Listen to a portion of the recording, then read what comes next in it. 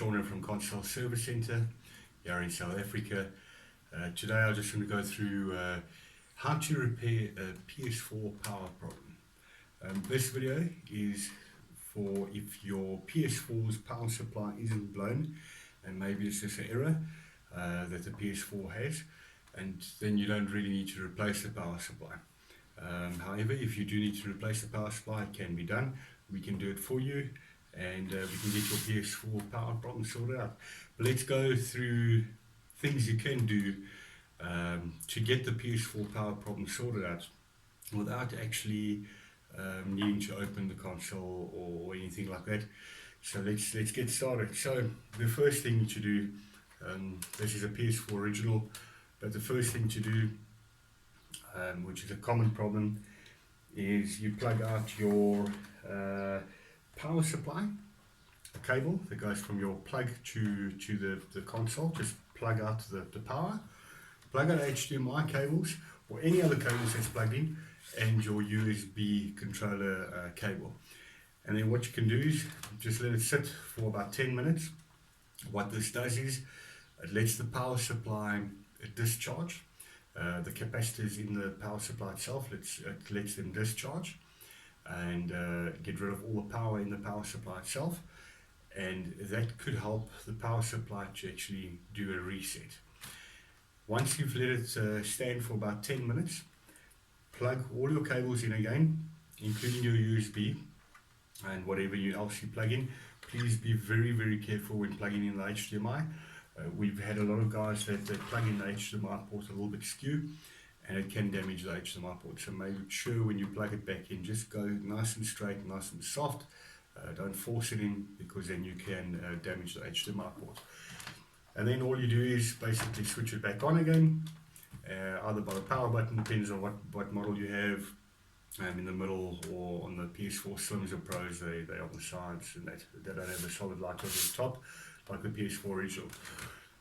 If it works, well, success. You've actually got your PS4 up and running again. It might have just been a fault in the power supply that just had to be reset. If that doesn't work, the other thing that you can try is basically try your socket in the house, your power supply, or your plug. Try a different plug in the house and just see if that might work. The other option you have, I just want to see if I do have a 2-point plug here quickly, because that's a problem with a lot of these consoles. They come with, especially PS4s. Here we go, here's one, yeah.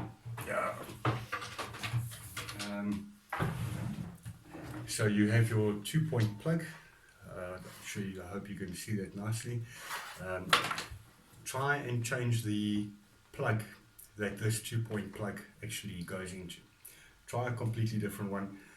I don't like these 2-point plugs. They do create a short, because sometimes, I'm sure you guys have seen it before, when you plug it in, sometimes it doesn't make a proper connection. You might have to turn it sideways a little bit to make a proper connection, and you might actually hear the electricity or a bit of a spark inside the plug make a noise when you do that. Now that's quite dangerous, because what happens is the plug shorts out, and it will short out your power supply too. I always recommend to just cut the cable off, and put a 3-point plug on, a proper 3-point plug. I'm sure you guys have seen the one with one at the top and the 2 at the bottom. Put one like that on. If you don't know how to do it, please just take it to an electrician or somebody that can do it for you. It's not good to mess around with a power cable if you don't actually know what you're doing. It can be dangerous, not to you, but when you do plug it in and you haven't connected it properly, you can blow the power supply and maybe even the main board on your PS4 console. So that's the second option, is to actually change the 2-pin plug adapter that this goes into. Maybe those 2-pin adapters, what happens is they actually bend open inside a little bit, and they don't make a proper connection sometimes. The other option is to actually replace this whole cable, but it's actually very simple. What you can do is go through the actual cable, just feel it, run your hand through it, just feel if there's any damage to the cable, and if you do feel an area that it doesn't feel right, just have a good look at it, just make sure it's not damaged or anything. That's the other option. That's basically the different options that you can try. Now, one way to see if it is your power supply. Okay, let's start with the first symptom. All right, this is a PS4 original. So if you have the PS4 Pro or PS4 Slim, your power light might be at a different place on your PS4. Okay, on the PS4 Pros and the PS4 Slims, your light that shows you power will actually be in the power button itself when you switch it on. With the PS4 original, when you switch it on, the power light actually lights up over the top. What you can do is, if you switch it on and you see the power comes on for a few seconds and just shuts down immediately again, that can be a power supply that just needs to be reset. So if you plug everything out and leave it for 10 minutes, it might come right after that. If it doesn't, then what you can do is put it on. If it shuts down, then try and push the power button again, okay? Depending on what model you have. Press it again. If you're pressing and nothing happens, it's completely dead. It's not even doing anything. That means it's probably going to be the power supply.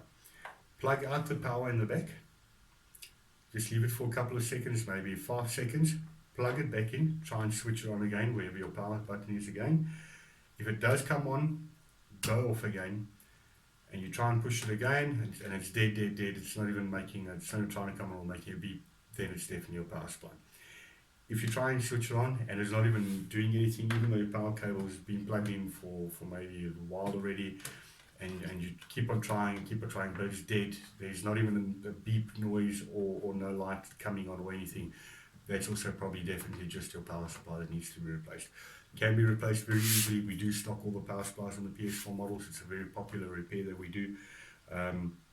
That's one of the ways that you can check. The other way is, the other symptom you might get is if you put it on and it stays on for longer than a few seconds. It might actually stay on for quite a while. It might stay on for maybe just before the light would usually turn to a blue or white color, then it maybe shuts down. Now this could be a different problem. That could actually be the main processor that needs to be redone. We call that the blue light of death. So there are different ways or different reasons why you might be having a power problem. It's not always the power supply itself. It can be the main GPU, the processor itself, that's not making proper contact on the board, and that could also be the problem. A lot of people will ask us about replacing the power supplies. They can do it themselves. You can do it yourself. All right, I don't recommend it. The reason for that is every model has different power supplies. The PS4 original came out with 3 different power supplies. So it's always a risk for you to order it online or wherever you're going to buy it, and it might not be the right power supply. And a lot of guys will not return the power supply, so they won't give you credit or take it back.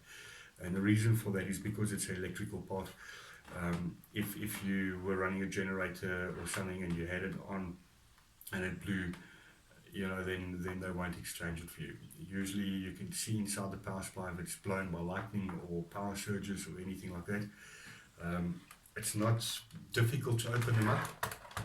It's just a few screws in the back once you take the seals off.